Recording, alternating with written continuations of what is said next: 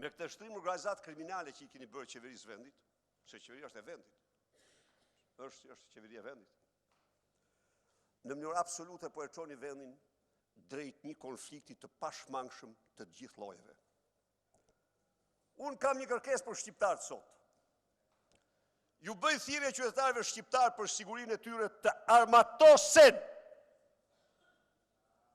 të sigurojnë armë për të mbrojtur veten, vatrat, pasuritë e tyre, sepse nuk kanë asnjë siguri.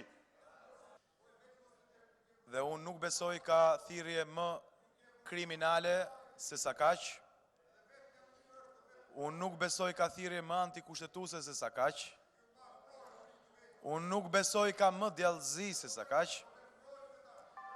Në qoftë se ju organizat kriminale mendoni të terrorizoni opozitën dhe qytetarët me bandat tuaja, ju garantoj se opozita dhe qytetarët janë të gatshëm t'ja u kthejnë ju me të njëjtat mjete dhe të mos gjeni vrim miu ku të futi.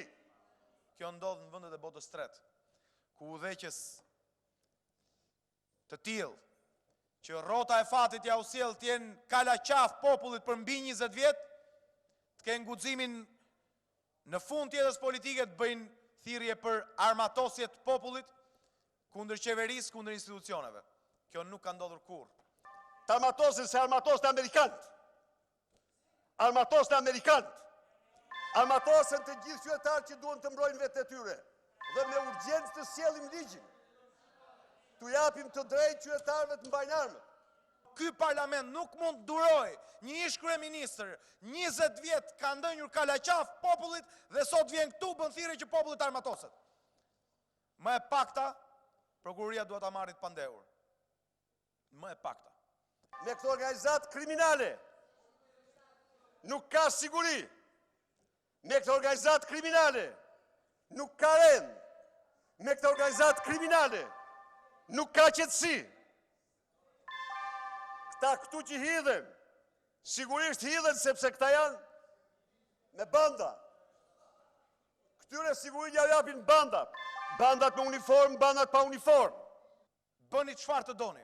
Silluni si doni me kryeministrin, me ministrat, me deputetët. Bëni çfarë doni me qeverinë, me majorancën. Akuzoni çfarë doni, ngrini gishtin ndaj kujdo prej nesh. Hidhni baltë sa doni. Po lërini qytetarët jetojnë të qetë dhe mos i zhysni llumin që keni krijuar. Silluni si doni. Vetëm mos i bëni popullit thirrje të armatosit. Kjo është e pafalshme. Për një gjenerat të tërë politikanësh. Kjo është e pafalshme edhe për mua. Të ngrej edhe një komision tjetër të posaçëm për verifikimin e shëndetit mendor të Sali Berishës. Vetëm një smur mendor. Vetëm një smur mendor mund të bëj thirrje për armatosje civilëve me armë.